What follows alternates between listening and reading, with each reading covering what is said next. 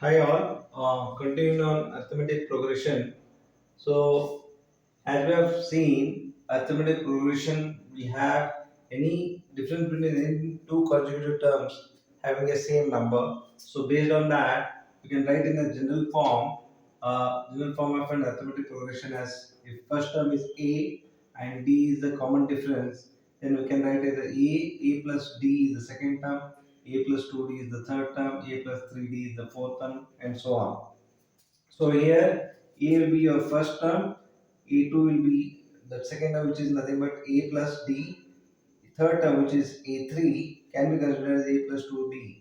And same way, nth term, if I write it as An, then that will be equal to, since as you can see here, if it is 3 here, we have 2, if it is 2, we have 1D, and similarly, we have, if it is n, we should have n minus 1D. So A plus in bracket n minus 1, close the bracket into D. So D, which is called as common difference, okay, and that can be found by subtracting two consecutive terms. So take the higher term first, then negate the its preceding term.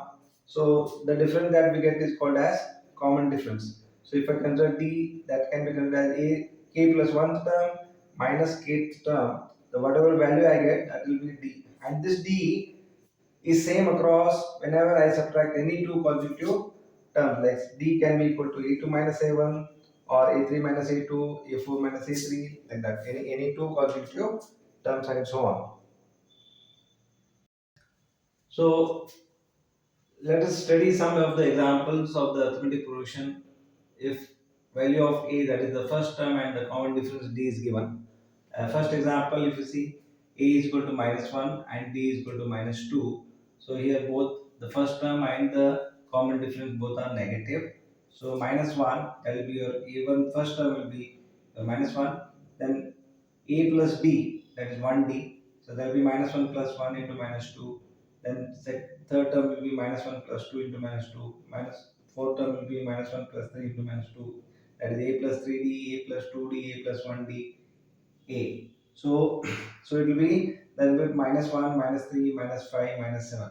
So in similar way, if we have a is equal to 3, d is equal to 3, the first term will be 3, second term will be 3 plus 3 is 6, 6 plus 3 9, 9 plus 3 12, 12 plus 3 15. So as you can see here, all your multiplication tables are actually nothing but part of your arithmetic progression.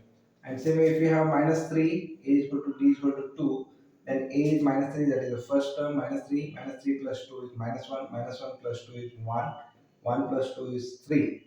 So, in this way, this becomes your arithmetic progression. So, everywhere you can see that subtracting two consecutive terms, there's the higher term minus the prior term, preceding term. So, 3 minus 1 is 2, 1 minus 1 is 2, minus 1 minus of minus 3 is 2, 7 9 minus 6 is 3, 6 minus 3 is 3. Always whenever finding D, we should always subtract the, whenever you are taking two consecutive terms, the higher term should be subtracting, the lower term should be subtracted from the higher term. That is the two in the, whenever you are taking two consecutive terms, like if you are taking fourth and fifth term, subtract fourth term from the fifth term, not the fifth term from the fourth term.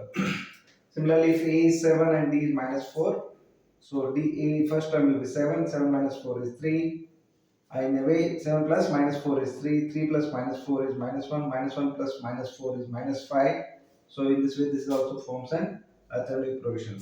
And you can have D also as 0 also. So whenever you have D is 0 and first term is say 5, so each and every term will be 5, 5 plus 0 is 5, 5 plus 0 is 5, 5 plus 0 is 5.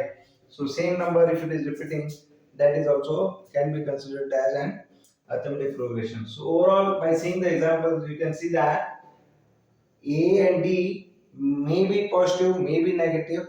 Both can be positive, both can be negative. One can be positive, one can be negative. And whenever D is negative, the series or the term, the progression, the list of numbers, they are in the descending order. And if D is positive, the series or the progression is in the ascending order. Okay. And D can be, as I said, it can be zero also. Okay.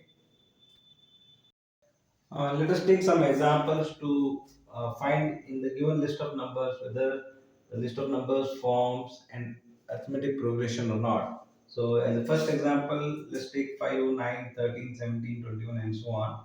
So, in this case, we need to see whether it is an AP or not. For that, what we need to do is for each and every term that is given, we need to subtract two consecutive terms, the higher term minus the preceding term, and then check whether the what is the value of d. If the value of d is same across all the consecutive term subtraction, then we say it is an AP. So in this example, if I check A2 minus A1, A3 minus A2, A4 minus A3, A5 minus A4, which is 9 minus 5 is 4, 13 minus 9 is 4, 17 minus 13 is 4, 21 minus 17 is 4.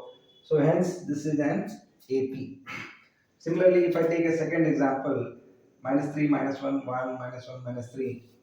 Here also if I subtract two consecutive terms, minus 1 minus of minus 3 is 2, 1 minus of minus 1 is 2, minus 1 minus of minus 1 minus 1 is minus 2, minus 3 minus of minus 1 is 2. In this, what we can say is the difference between two consecutive terms is not same. For some it is coming as 2, for some it is coming as minus 2. So even if one of the difference is not same across all the given list of numbers, then it is not an AP. So AP, each and every two consecutive term difference should be same for all the list of numbers that is given. Okay, then only we'll consider them as AP. Even if there are 100 terms, 99 terms are having proper, like they are having the same difference. But even if one number, one difference is not same, then also it is not an AP. So these are the some of the examples. In your exercise, the first question: in which of the following situations does the list of numbers involved make an arithmetic progression and why? So one of the question is the taxi fare after each kilometer when the fare is rupees 15 for the first kilometer and rupees 8 for the each additional kilometer. So based on this, what we can see is what they have given is first kilometer fare is rupees 15 and each additional kilometer fare is rupees 8. So we can infer from this question that the A is equal to 15, that is the first term is 15 and D is that is 8, that is the each additional kilometer it costs you 8 rupees, so that will becomes your D. So hence the taxi fare for each first time the consecutive kilometers will be like the first kilometer, second, third and fourth kilometer. The fare if you calculate will be nothing but A plus D, A plus 2D, A plus 3D like that. So it will be nothing but 15, 23, 31, 39. That is, hence as you can see here, each consecutive terms are differing by the same value, that is 8, and hence this can be considered as an AP.